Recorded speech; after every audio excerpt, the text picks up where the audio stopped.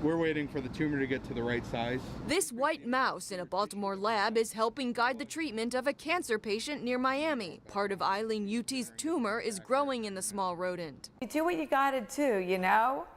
You get scared.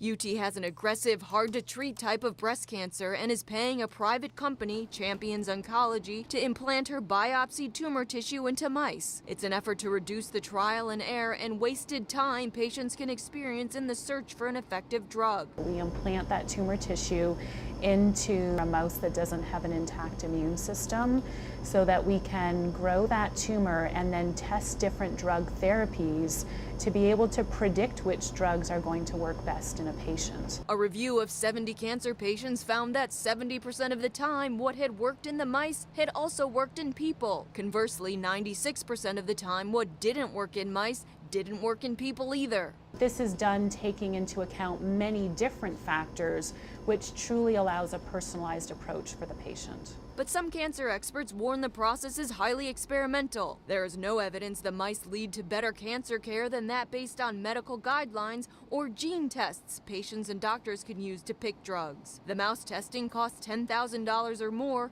insurance won't cover it, and patients may have to start other therapies while waiting several months for mouse results. We decided to go with the less toxic one because I was going to have one treatment before I'd have the results.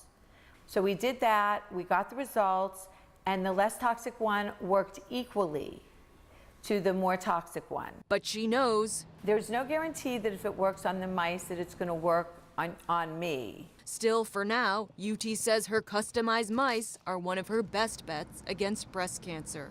Cindy Sharp, Associated Press.